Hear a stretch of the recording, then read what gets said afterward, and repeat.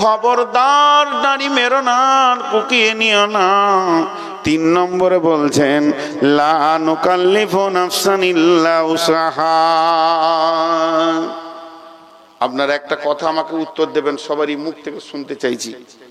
একটা বাচ্চা ছেলে, ও খুব কষ্ট করে 20 কেজি মাল নিয়ে যেতে পারবে এখান থেকে রোড পর্যন্ত। কত বললাম? আমি দিয়েছি 35 কেজি, তাহলে আমি জালেম কি জালেম নই? আমি জানছি ও 20 কেজি পারবে, আর দিয়েছি কত? দেখবেন যখন ঘোড়ার গাড়ি ছিল, এক এক জালেম ঘোড়াগুলোকে কিভাবে কষ্ট দিত দেখেছেন তো? ওই রকম ওটা জুলুম। আচ্ছা বলেন, আল্লাহ কি জালেম? নাউজুবিল্লাহ, আস্তাগফিরুল্লাহ, আস্তাগফিরুল্লাহ। আল্লাহ কি জালেম? তাহলে এইটা আল্লাহ আমাদের ঘাড়ে দিয়েছেন, তাহলে কি বেশি দিয়েছেন? আল্লাহ বলছেন লা নুকাল্লিফু নাফসান ইল্লা উসাহা। আমি এমন একটি আইন করিনি, এমন একটি বুঝা দিইনি যা তাদের ওপরে চাপ হয়ে যাবে, সেটাকে বহন করতে পারবে না। খবরদার এ কথা বলবি না। তার মানে আমার আল্লাহ বলতে চেয়েছেন আমার এইটাকে তোদেরকে বহন করতে হবে, এটার ব্যাপারে চিন্তা ভাবনা করতে হবে। এটা হলো 3 নম্বর। তাহলে 1 নম্বরে এতিমের মাল মেরে দিও না, এতিমের মালকে চুরি করিও না। 2 নম্বরে হলো এতিমের মালের পরে পরে আল্লাহ বলেন ওজনে কম বেশি দিও না। আর 3 নম্বরে হলো আমার দেওয়া আইনগুলি, যে কিতাবটা দিয়েছি এটা তোদেরকে বহন করতে হবে। 4 নম্বরে আমার আল্লাহ বলছেন ওয়াইদা কুলতুম ফাদিলু, ওয়াইদা কুলতুম ফাদিলু, ওয়াইদা কুলতুম ফাদিলু ওয়ালাউ কানা দা কুরবা। যখন তুমি বিচারে বসবে তো ইনসাফ কথা বলবে, বেইনসাফি কথা বলবে না। নিজের আত্মীয়, নিজের ছেলে, ভাতিজা, নিজের পার্টির লোক বলে উল্টা পাল্টি বিচার করবে না। আপনাদের দিকে উল্টা পাল্টি বিচার হয়? হয় না, আলহামদুলিল্লাহ, শুনে খুশি হলাম। আমাদের দিকে উল্টা পাল্টি বিচার খুব চলছে। জি, এক জায়গায় মাটি রেখেছে 2টি রাস্তার ধারে, এক মুলবি সাহেব, সে আবার মুলবি মানুষ, 2টি মাটি রেখেছে ঘরে ভরবে, ট্রাক্টরে দিয়ে গেছে। তা একটা মোটর সাইকেলের সঙ্গে একটা সাইকেলের ধাক্কা লেগেছে মাটিটার কাছে, তো সাইকেলটা ভেঙে গেছে। তো এবারে ওকে ধরেছে মোটর সাইকেলওয়ালাকে। সন্ধ্যার সময় বিচার বসেছে পার্টির ওখানে। পার্টি তো আজকালকার আল্লাহ, বিচার করছে। সব কটা মাতালা লম্পট এসছে, তো দেখছে সাইকেলটাও তৃণমূলালার আর মোটর সাইকেলও তৃণমূলালার। বলছে কোথায় লাগলো রে? বলছে মৌলী সাহেবের মাটির ওইখানে। তো দেখছে মৌলবি সাহেব কংগ্রেসের লোক। তখন বলছে মাটিটা ফেলেছে বলি ভেজালটা, ওকে ধরলে 10,000 টাকা জরিমানা করে দেয়। করে দিলাম জরিমানা করে দিও, সাইকেল ঠিক করে দিলে। তুমি মাটি কেন ফেললে রাস্তায়? গাড়ি যাবে, তোমার হুঁশ নাই? কি বিচারক, মনে হচ্ছে ফেরিস্তা। হ্যাঁ, তারপরে ওপর থেকে যখন মন্ত্রীতে বাঁশ চালিয়ে দিলে তখন প্রধান লুকিয়ে বেড়াচ্ছিল 7 দিন ধরে, টাকা কখন দিবে। ফেরত দিয়েছে হাতে পায়ে ধরে, জানে বাঁচার রাস্তা ছিল না। তো আল্লাহ বলছেন এই যা কুলতুম ফাদিলু ওয়ালাউ কানা যা কুরবা, যদিও তোমার নিকট আত্মীয় হয় তবে তুমি ইনসাফ বিচার করবে, কথা বলবি। তারপরে 5 নম্বরে আমার আল্লাহ বলছেন ওবিয়াহদিল্লাহি আউফু। আল্লাহর যত আইন আছে, কত বুঝাচ্ছে? প্রতিদিন আমাদের ওপরে কি কি আইন আছে? 5 ওয়াক্ত নামাজ, সপ্তাহে জুমা, বছরে 1টা মাস রোজা, এইভাবে আল্লাহর যে আইনগুলো আমার জীবনে আছে প্রত্যেকটি আইনকে পুরা করতে হবে। ওবিয়াহদিল্লাহি আউফু যালিকুম ওয়াসাকুম বিহি লাআল্লাকুম তাযাক্কারুন।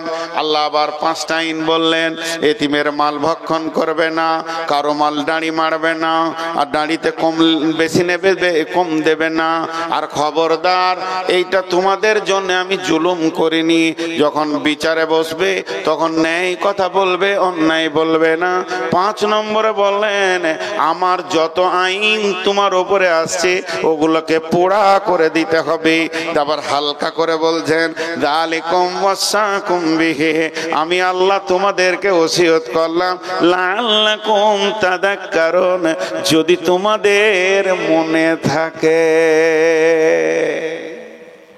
আমি বাসে উঠছি, আপনি আমাকে বললেন আমার কথাটা পৌঁছিয়ে দিন, তার মানে ওখানে আমার লাভ আছে। বলছে যদি আপনার মনে থাকে তো কাজে লাগবে, মনে নেই। যে শেষকালে আয়াতটা কি বলছে দেখেন, এই আয়াতটার দিকে খেয়াল করেন। শেষ আয়াতটা 10টা কথাকে একবার গুনিয়ে দিই। আমি আরবিতে বলে হাত তুলবো, শেষকালে বাংলায় বলে দিব। বিসমিল্লাহির রহমানির রহিম। কুল তাআলাউ আতলু মা হাররামা রাব্বুকুম আলাইকুম আল্লা তুশরিকু বিহি শাইয়্যা ওয়া বিল ওয়ালিদাইনি ইহসানা ওয়া লা তাকতুলু আওলাদাকুম মিন ইমলাকিন নাহনু নারযুকুকুম ওয়া ইয়্যাহুম ওয়া লা তাকরাবুল ফাওয়াহিশা মা জাহারা মিনহা ওয়া মা বাতান ওয়া লা তাকতুলু নাফসাল্লাতী হাররামাল্লাহু ইল্লা বিল হাক্কি যালিকুম ওয়াসাকুম বিহি লাআল্লাকুম তা'কিলুন ওয়া লা তাকরাবু মালাল ইয়াতীমি ইল্লা বিল্লাতী হিয়া আহসান হাত্তা ইয়াবলুগা আশুদ্দাহু ওয়া ফুল কাইলা ওয়াল মিজানা লা নুকাল্লিফু নাফসান ইল্লা উসাহা ওয়া ইযা কুলতুম ফাদিলু ওয়ালাউ কানা যা কুরবা ওয়া বিআহদিল্লাহি আওফু যালিকুম ওয়াসাকুম বিহি লাআল্লাকুম তাযাক্কারুন। আল্লাহ বলছে ভাই নবী তুমি বলে দাও আমার গোলামদেরকে তারা যেন শিরকের মতো গুনাহ না করে, মা বাপের সঙ্গে যেন ভালো ব্যবহার করে, আর তারা যেন সন্তান কতল না করে রুজি দেওয়ার ভয়ে। রুজি তো আমি দিয়ে থাকি, ফায়সা কাজ যেখানে চলবে ওই জায়গায় যেন তারা না দাঁড়ায়, এটা আমি মেনে নিতে পারবো না। মানুষ হয়ে মানুষ যেন কতল না করে, কিন্তু হকের সঙ্গে করা যাবে। যা আমার বলার ছিল আমি তোমাদেরকে ওসিয়ত করে দিলাম, বিবেক থাকলে বুঝে নেবে। খবরদার এতিমের মালের কাছে যেও না, এতিমের মালকে নষ্ট করিয়ে দিও না, খেয়ে নিও না। অতদিন পর্যন্ত তুমি ওটাকে জুগিয়ে রাখবে যতদিন তারা ব্যাচেলিয়র না হয়েছে। তারপরে বলছে ওজনে কম বেশি দিও না, মাল চুরি করিও না, খবরদার এটা খারাপ জিনিস। আর আমি কোরআনটা তোমাদের উপরে বোঝা চাপিয়ে দিইনি, আমার আইনগুলোকে তোমাদেরকে মেনে নিতেই হবে। যখন তুমি বিচারে বসবে তো নেই কথা বলবে, অন্যায় কথা বলবে না, কারো উপরে জুলুম করবে না। আর 10 নম্বরে বলে দিলেন আমার আইন এতগুলি তোমার উপরে আসছে সেগুলোকে পুরা করবে। বলছে যদি আমি তোমাদেরকে এগুলি ওসিয়ত করলাম, যদি তোমাদের শরম থাকে তো কাজে লাগবে।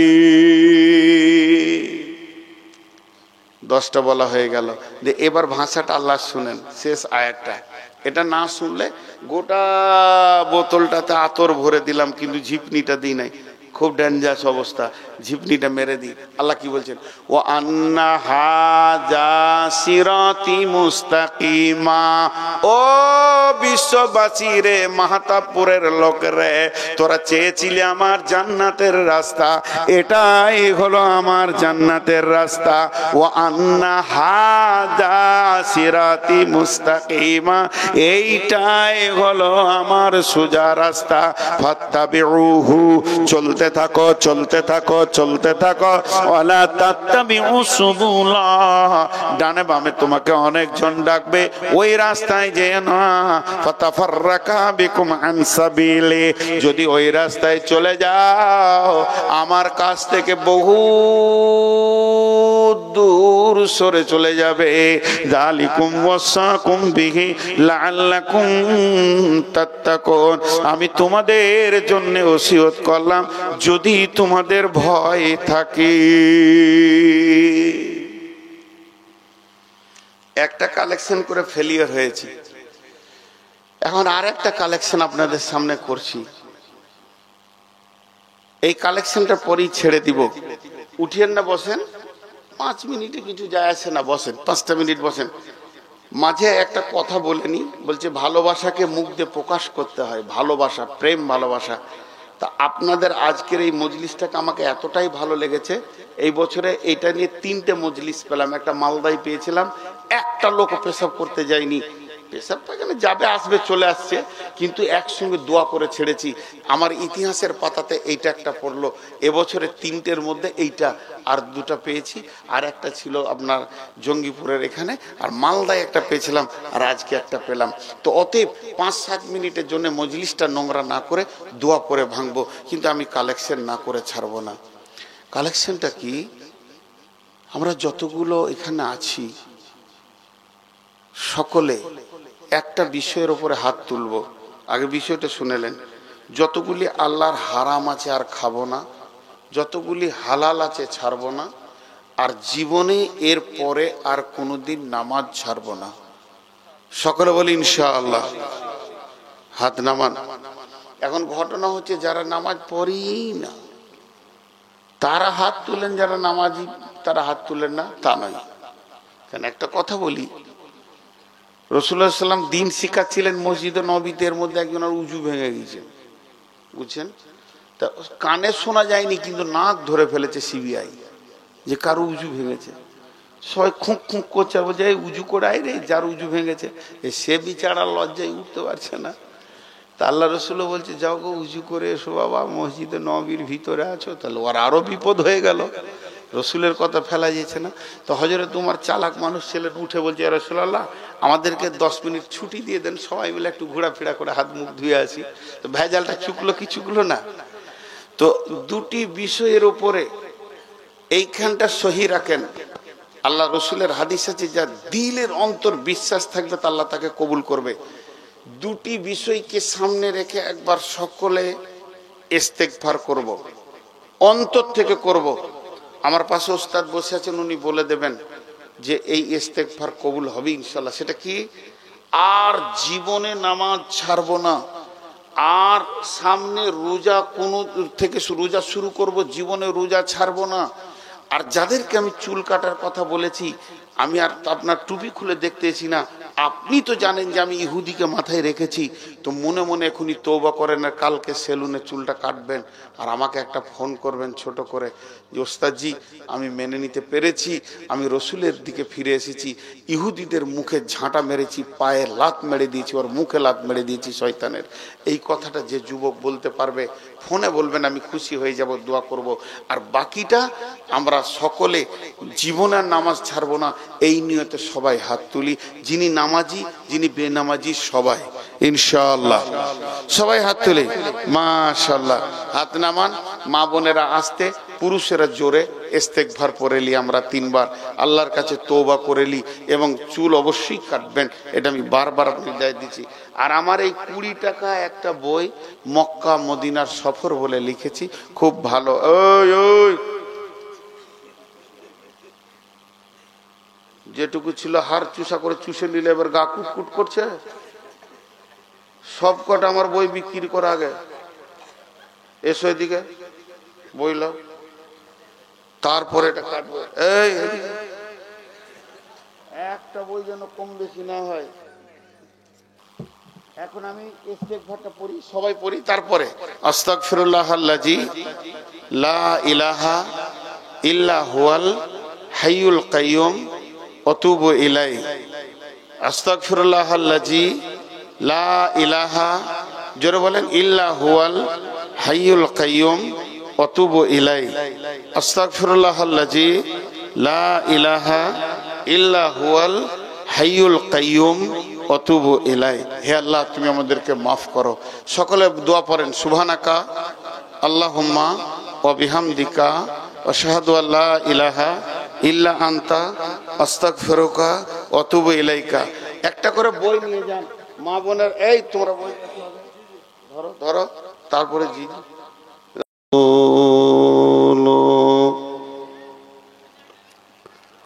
الذي أرسله بالحق بصيرا ونذيرا وداعيا إلى الله بإذنه وسراجا منيرا أما بعد فإن خير الحديث كتاب الله وخير الهدي هدي محمد صلى الله عليه وسلم وشر الأمور محدثاتها وكل محدثة بدعة وكل بدعة ضلالة وكل ضلالة في النار. فقد قال الله تبارك وتعالى في كلامه المجيد وفرقانه الحميد: أعوذ بالله من الشيطان الرجيم. قل تعالوا أتلوا ما حرم ربكم عليكم ألا تشركوا به شيئا وبالوالدين إحسانا ولا تقتلوا أولادكم من إملاق نحن نرزقكم وإياهم ولا تقربوا الفواحش ما ظهر منها وما بطن ولا تقتلوا النفس التي حرم الله إلا بالحق ذلكم وصاكم به لعلكم تعقلون. وعن معاذ بن جبل رضي الله تعالى عنه قال: أوصاني رسول الله صلى الله عليه وسلم بأشر كلمة لا تشرك بالله شيئا وإن قتلت أو هرقت ولا توكلن والديك وإن أمرك أن تخرج من أهلك ومالك ولا تتركن الصلاة مكتوبة متعمدا فإن من ترك الصلاة مكتوبة متعمدا فقد برئت منه ذمة الله. وإياك والمعصية فإن بالمعصية هل سخط الله. وإياك والفرار من الزحف وإن هلك الناس وإن أصاب الناس موت أنت فيه فاصبر وأنفق على عيالك من الطولق ولا ترفع عنهم عصاك العذاب وأخفهم في الله.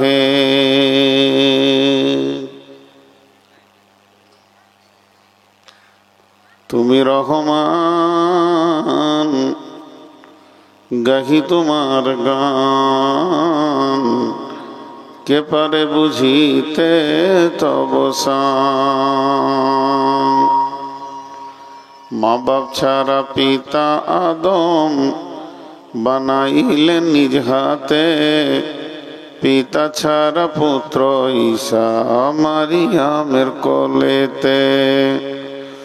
কে বা বড় কারিগর কার বা বড় শান কে পারে বুঝিতে তব শান।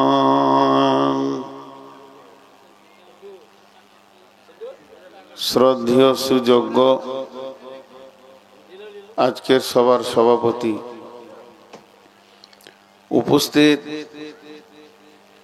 আকাশে তারকা সাদৃশ্য আলেম ওলামাবৃন্দ, সামনে আমার দিনদার ইমানদার মমিন ভাই সকল, পর্দা থেকে সুন্নেওয়ালি মোমেনা মা ও বোনেরা, প্রশংসা আল্লাহর, গুণগান আল্লাহর, গুণকীর্তন আল্লাহর, স্তব স্তুতি ভালোবাসা তকদির হায়াত মওত রুজি জান্নাত জাহান্নাম পুলসেরাত সব কিছুর মালিক আল্লাহ, যে মহান মুনিব আজকে আমাদেরকে বিভিন্ন কর্মব্যস্ততার ভিতর দিয়েও মাহাতাপুর গ্রামের যুবকবৃন্দের উদ্যোগে এক বিরাট তাবলিগি জলসা আয়োজন হয়েছে।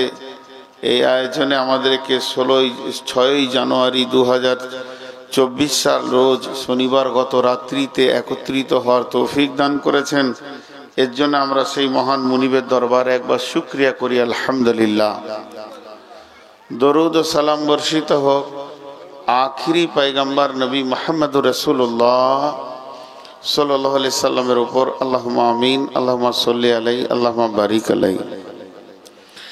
মোহতারাম ভাই, আমি আপনাদের সামনে একটা হাদিস পড়েছি এবং সূরা নামের একটা আয়াতকে তেলাওয়াত করেছি। এগুলোকে সামনে রেখে খুব অল্প সময়ে কয়েকটি কথা বলবো বলে নিয়ত করেছি। যদি আমার মাবুদ আমাকে তৌফিক দেন তো আমার তৌফিকি ইল্লা বিল্লাহি আলাইহি তাওয়াক্কালতু ওয়া ইলাইহি উনীব। আমি আমার বক্তব্য শুরু করার আগে ছোট্ট করে দুটি কথা বলবো, একদম ছোট্ট, আপনাদেরকে খুব কষ্ট দিব। দেখেন, আমার বাড়ি এখান থেকে কিছু না হলো 185-90 কিলোমিটার দূর। আমি এত দূর থেকে এসেছি, আর আপনারা কেউ এসছেন 1 কিলোমিটার, কেউ 5 কিলোমিটার, কেউ 10 কিলোমিটার, কেউ 100 মিটার, কেউ 50 মিটার। আমি আর আপনাদেরকে 2 মিটার আগিয়ে যেতে বলছি। সবাই একটু কষ্ট করেন, আমি জানছি আপনাদের কষ্ট হবে, তারপরেও সবাই জমে যান, সবাই, কেউ যেন রুখে না যান। আর আপনারা কোন ভাষা বললে বসবেন ওইটাই বলবো আমি। যে ভাষাটা বললে আপনারা এসে মজলিসে বসবেন আমি ওটাই বলতে রাজি আছি। একদম ইয়ং ছেলের চেয়ার থেকে নিচে নামো, একজনকে নামিয়েছি, চেয়ার কাটবো, আমি নিজে গিয়ে কাটবো চেয়ার। এই চেয়ারগুলো এখানে নিয়ে এসো তো, পাশেই যেন বাঁদরের হাড় আছে, চেয়ার ছাড়া বসা হবে না। 13 বছর বয়স নয়, এখনো দুধ দাঁত ভাঙেনি, চেয়ারে বসছে। ওর বাপের বয়সটা নিচে বসে আছে, ও চেয়ারে বসছে। এই চেয়ার কটা এখানে আনো তো, এনে দাও তো ভাই। খুব মুরব্বী, যার মেডিকেল চেক আপ করে চেয়ার দেবো। ভাই, আপনাদেরকে কি বললে বসবেন? পেছনে যে কটা আছেন, মানুষ না পশু না অমানুষ, নিজের হাতে বসিয়ে এলাম, আবার দাঁড়িয়ে যাচ্ছে। আল্লাহর রাস্তে বসে যান, আল্লাহর রাস্তে বসে যান। আল্লাহর গোলাম দ্বীনি মজলিসকে সুন্দর করার জন্য আপনি বসে যান। আপনার জন্য কেন মজলিসটা অসুন্দর হবে, এটা আমি নিজে ভাববো যে আমার জন্য কেন অসুন্দর হবে। অসুন্দরের কারণ আমি কেন হব, অন্য কেউ হোক। অতএব বসে যান। এই তোরা বস, ওই 3টাকে বসিয়ে দেন তো, থাবড়িয়ে বসিয়ে দেন। আর এই জায়গা খুঁজে পেয়েছে না, একে কি জমি রেজিস্ট্রি করে দিতে হবে? সামান্য বসবে, তার জায়গা খুঁজে পাচ্ছে না। কত রকম মানুষ থাকে দেখেন তো, এখন কত ভালো লাগছে, একবার বলেন তো। সকলে একবার বলি আলহামদুলিল্লাহ, একটু জোরে বলি আলহামদুলিল্লাহ। আজকের জালসাটা তাবলিগি জালসা। তো আমি বিশেষ করে তাবলিগের ওপরেই কিছু বলতাম। গত কয়েকদিন আগে, 2-3-4 দিন আগে একটা তাবলিগি জালসা ছিল, যেটা ইসলাহি জালসা বলছিল। তোর ওপরে অনেক কথা হয়েছে। আমি আপনাদের সামনে যে আয়াতগুলো পড়েছি, আল্লাহ রব্বুল আলামিন নিজে তাবলীগ করছেন। পৃথিবীর সব থেকে বড় মুবাল্লিগ হচ্ছেন আল্লাহ, হেদায়েতের মালিক আল্লাহ। ইন্নাকা লা তাহদি মান আহবাবতা ওয়ালাকিন্নাল্লাহ ইয়াহদি মান ইয়াশা।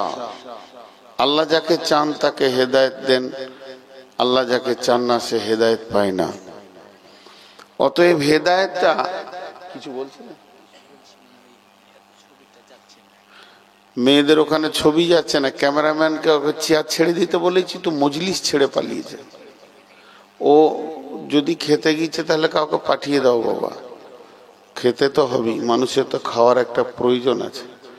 খাওয়ার জন্য যদি না খাওয়া শুরু করেছো তো বাবু একবার ক্যামেরাটা ঠিক করে দাও, ছবি যাচ্ছে না। আর যদি খাওয়া শুরু করেছো তা খেয়ে তারপরে আসবে। ওরা ছবি দেখুক আর না দেখুক, বায়ান শুনুক, দেখি আর কি করবে। আর দেখার দরকার নেই, কোলে করে বসাইতে হবে। না বিবেক বলছে না, বস। মাইক খুব সুন্দর, আর কিছু করিও না। তো আল্লাহ তাবারক ওয়া তাআলা আমাদেরকে পৃথিবীতে মানুষ হিসেবে পাঠিয়েছেন, কিন্তু দেখেন প্রথম তাবলীগ আল্লাহ করেছেন, আলাস্তু বিরাব্বিকুম ক্বালু বালা। এ তো ইসলাহ। তাবলীগ মানে পৌঁছানো, বাল্লিগ পৌঁছিয়ে দাও। তো পৌঁছানো, আমি আপনাদেরকে হেদায়েত দিতে পারবো না, হেদায়েত আমার কাছে নাই। হেদায়েত একমাত্র আল্লাহ ছাড়া কেউ দিতে পারবেন না। হেদায়েত যদি মানুষের হাতে থাকতো তাহলে আল্লাহ রাসূল সাল্লাল্লাহু আলাইহি সাল্লাম তার নিজের চাচা আবু তালিবকে আগে হেদায়েত করে দিতেন। আবু তালিব ভিতরে বেটা ছিল মনে আছে, ও কি হিজড়া আছে নাকি? ও কি করে ভিতরে ঢুকলো তাবলীগি জালসাতে? এতগুলো মেয়ের ভিতরে ও কেন ঢুকবে? হ্যাঁ, লাইট দেখতে পেয়েছেন, আমাকে দেখতে হবে না। না, ও লাইট দিয়ে চোখ খারাপ করবো নাকি? কেন দেখতে পাবে না? কে বলে দেখতে পাবে না? কোথা থেকে আওয়াজ আসছে?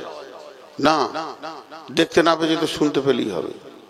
এই চোখে আলোটা নেওয়া যাবে? দিব একবার, এইদিকে দিব, একবার দাও তো, এদিকে দাও।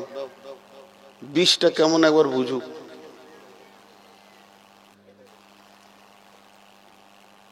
ফার্স্ট ক্লাস করে ক্যামেরাকে জুম করে ঠিক করে দাও।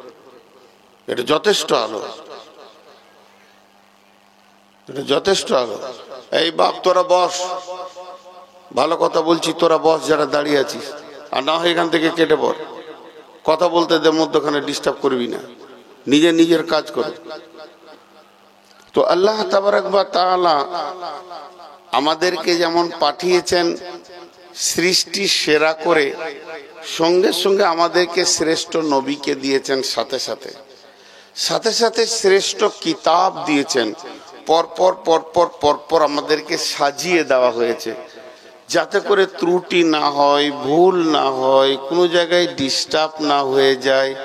পরপর আল্লাহ তাবারক ওয়া তাআলা আমাদেরকে সাজিয়ে দিয়েছেন। খালি ভাবার আছে, শুকরিয়া করে শেষ করা যাবে না। আমি আপনাদেরকে বেশি টাইম নিব না, মাত্র বলবো 10টা থেকে 15টা মিনিট বসেন, তারপর আমি নিজে বলবো উঠে চলে যান, নিজে বলবো উঠে চলে যান। কোরআনের মধুটা আমাকে গালতে দেন, মধুটা আপনাদের মুখে দেওয়ার পর আমি বলবো চলে যান। কোরআন এমন একটা জিনিস যার জন্য জান দিয়ে দিয়েছেন মানুষ। আবু জাহেল, আবু তালিব, উমাইয়া এরাও লুকিয়ে লুকিয়ে রসুলের তেলাওয়াত শুনতো। তার মানে কত মধু এর ভিতরে লুকানো আছে।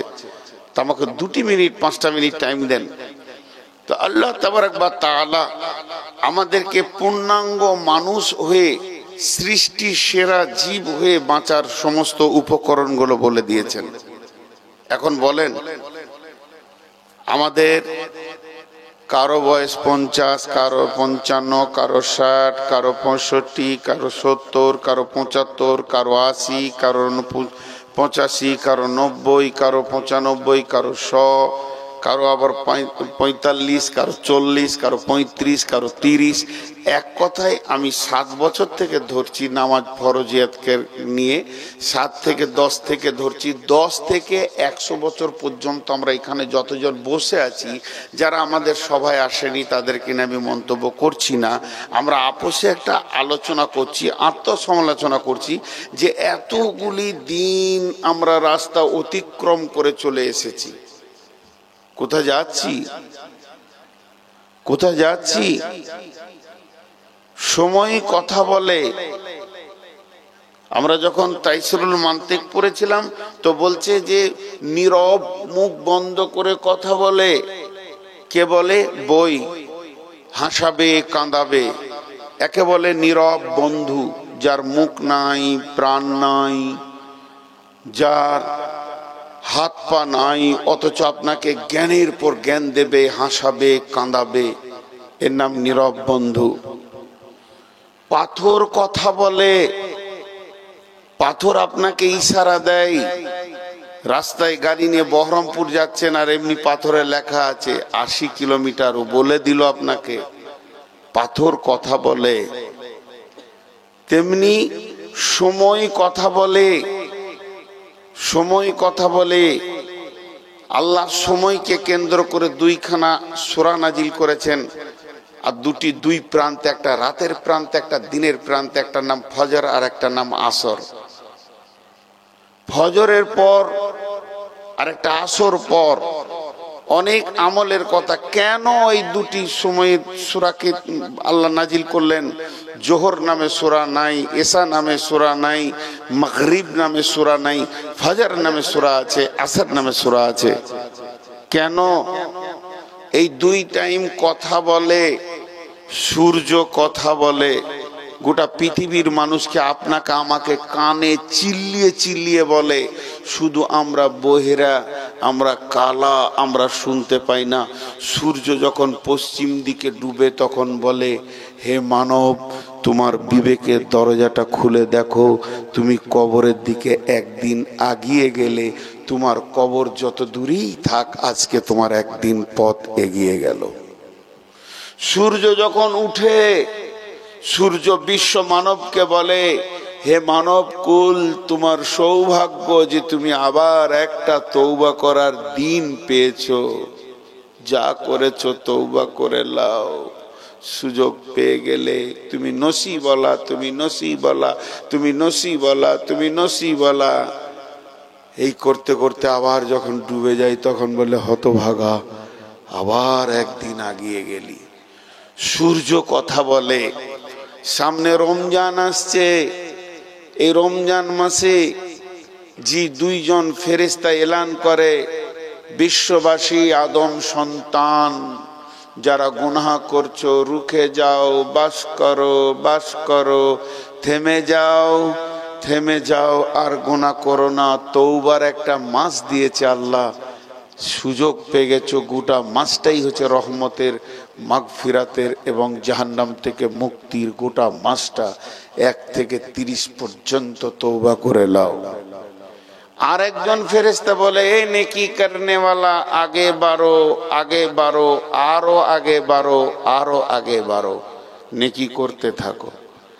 আচ্ছা বলেন, আমি একটা বায়ান শুনছিলাম, আপনারা ভাবেন না যে আমি বায়ান শুনি না। আমার খুব প্রিয় বক্তা কিছু আছে যাদের বায়ান আমি শুনি। তার মধ্যে একজন পাকিস্তানি বক্তা আছে, উনি একদিন বক্তব্য রাখতে রাখতে বলেই ফেললেন, জিনের কটা রূপ আছে, তার থেকে মানুষের রূপ বেশি আছে। জিনের রূপকে ধরা আসান, কিন্তু মানুষের রূপকে ধরা কঠিন। আমি আপনার সঙ্গে হাঁটছি, আপনার জানটা নেওয়ার জন্য শত্রু, বোঝা বড় কঠিন। কিন্তু আয়াতুল কুরসি পড়লে জিন বাঁধা পড়ে যায়।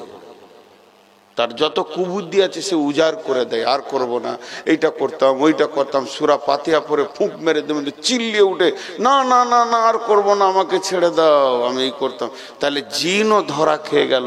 কিন্তু আমার সাথে যে মানুষ হাঁটছে, মানুষের যে পৃথিবীতে কত রূপ আছে, একটা মানুষ কত রকম হতে পারে, একটা মানুষ কত রকম, বলতে যদি এখন শুরু করা যায়, আমার ব্রেনে যা আছে তা 2 ঘন্টায় শেষ হবে না। মানুষের কত রূপ আছে দেখেন। এইখানেই দেখেন, যে কটা লোককে বললাম ভাই বসে যান, কত সুন্দর বসলো, মজলিসটা কত সুন্দর লাগলো। হয়তো তারা ভুল করে দাঁড়িয়েছিল, কিন্তু কিছু লোক প্রতিজ্ঞা করেছে দাঁড়াবো, বসবো না, ওই দূরে গিয়ে আম গাছের আড়ে থেকে দাঁড়িয়ে আছে। এদেরকে কে তাবিজ দেবে আর ওষুধ দেবে, বসাবে? এটা মানুষের রূপ। আমি এটা উদাহরণ দিচ্ছি, আমি কাউকে কিছু কমেন্ট করছি না, মানে মানুষের রূপ বলছি।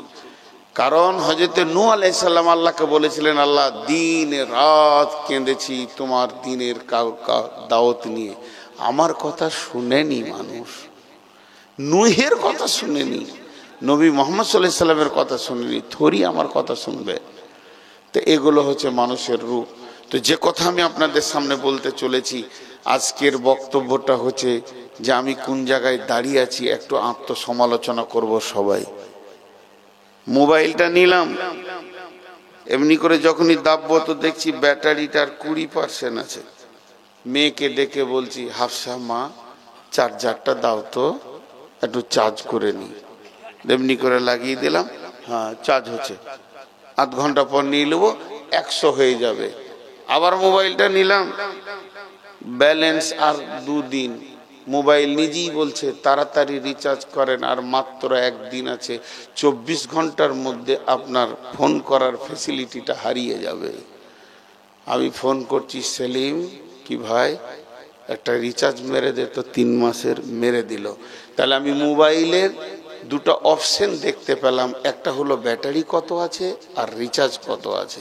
কিন্তু আপনি আমি বলেন তো, আমার জীবনে হায়াত কত আছে একবার কি করে দেখা যায়? আর কদিন বাঁচবো, আর কদিন বাঁচবো, আমাদের হায়াতটা কতদিন আছে কিভাবে দেখবেন? এর কোনো দেখার রাস্তা নাই। দ্বিতীয়, এই দেখো 2জন এসে ঠিক দাঁড়ালো, 2জন আসলো, হিলদোল হিলদোল করেছে, টুক করে ওখানে দাঁড়িয়ে গেল, পুরো মজলিসটাকে খারাপ করে দিল। আর একটা জিনিস তাকান, যেমন আমি আমার বয়সটা দেখতে পেছি না, তেমনি আমি আমার জীবনে নেকি কতটা করেছি, গুনাহ কতটা করেছি, এটা দেখার কোনো রাস্তা, যেটা বলেন দেখার কোনো রাস্তা আছে? এখন আমরা যে হাঁটছি, প্রত্যেকে কবরের দিকে হাঁটছি, কিন্তু কোন দিকে হাঁটছি? কবরের দিকে। আর কবর এমন একটা সুলুঙ্গ, তার 2টা জায়গা আছে, একটা নাম জান্নাত আর একটা নাম জাহান্নাম।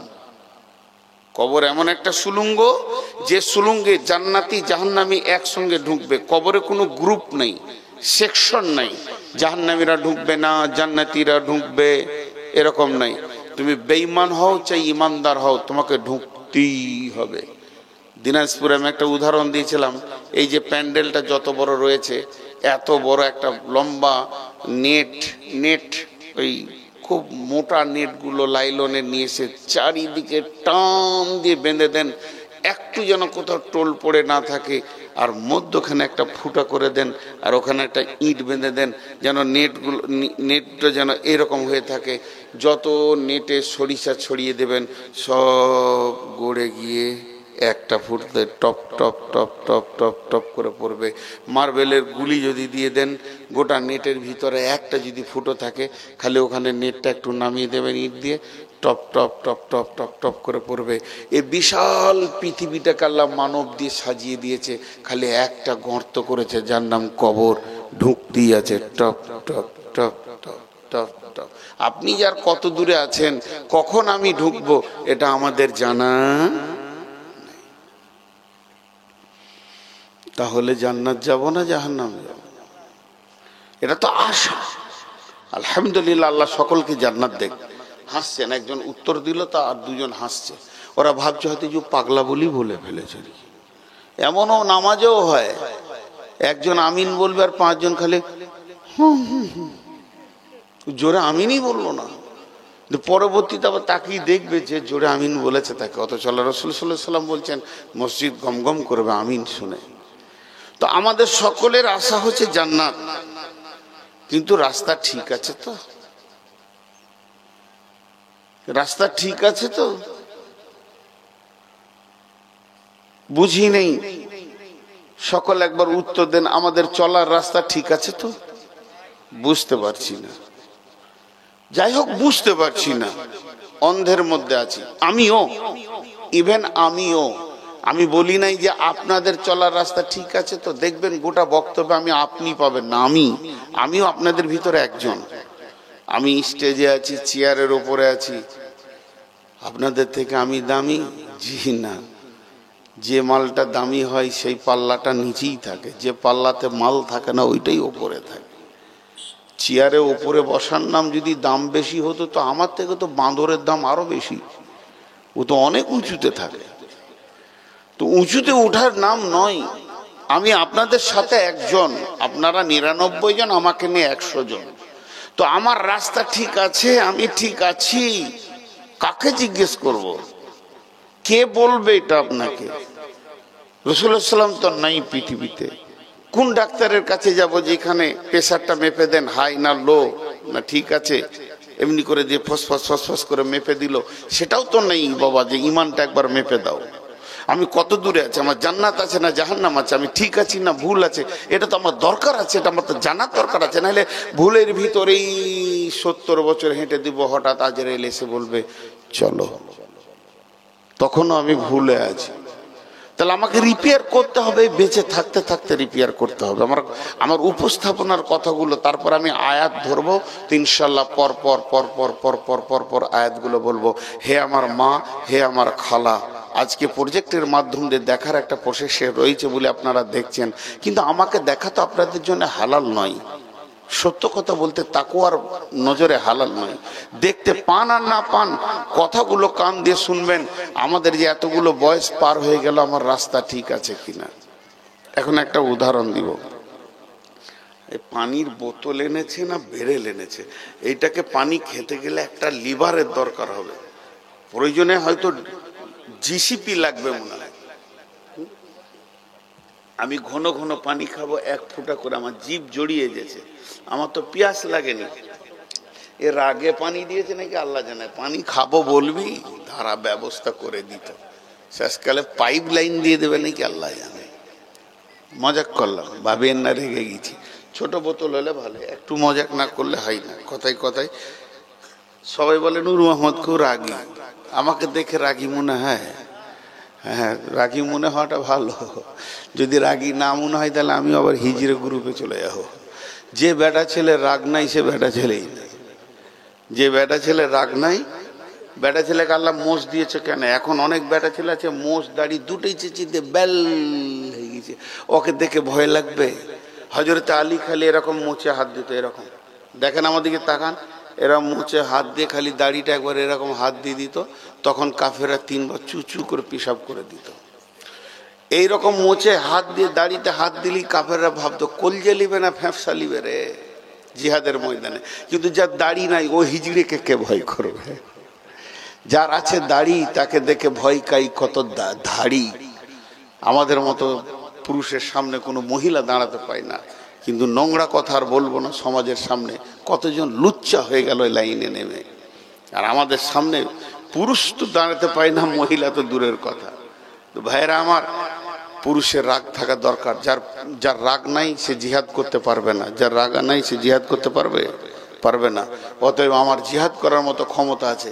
যেদিন মুদি প্রথম গদিতে আছে, শপথ বাক্য নাই, সেদিন ছিল বৃহস্পতিবার, পরে শুক্রবার বীরভূমে জালসা জুমা পড়াতে গেছি। তা বলে আপনারা খুশি না দুঃখিত? বলছে দুঃখ লাগছে মুদি গদিতে। আমাকে খুশি লাগছে যে এবার জিহাদ করতে পাবো। এতদিন তো হিজড়ে হয়ে বসেছিলাম। বদর, ওহুদ শুনেছি, খন্দক শুনেছি। যখন ওহুদের বদরের বক্তব্যগুলো শুনি তখন মনে হয় না যে ওখানে আমি যদি হাজির থাকতাম? মনে হয় না? তো ওই তো বদর ওহুদ তো চলে এসছে, আবার কি ভয় করব কেন?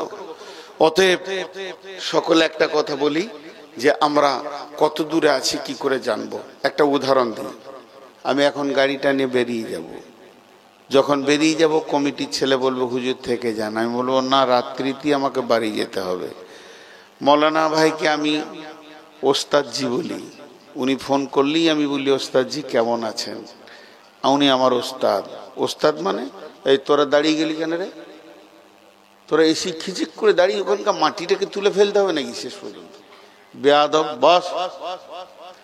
তো ওনাকে আমি 2 দিন আগে থেকে বলছি যে আমাকে বাদ দিলে হয় না? বলছে না হবে না। দেখেন যদি হয় তা ভালো হয়, বহুদিন পর আজকে বাড়ি যাব। জি ভাই। তো তারপরে এসে বললাম আমাকে আগে দেন, বল তাও হয় না। তারপরে আবার এমনি মাস ফুরুইছেন, আবার বাড়া দিন 10টা বেজে গেছে, তখন উনি আবার বাড়ি গিয়েছেন। আজীব ব্যাপার। যাই হোক, নসিবে যেটা থাকে সেটাই হয়, সমস্ত কন্ট্রোল আল্লাহ করেন। এবার আমি বেরিয়ে যাচ্ছি, তা আমাকে কমিটি ছেলে জিজ্ঞাসা করছে কোথায় যাবেন? আমি বললাম কলকাতা। ওনারা তখন বলছে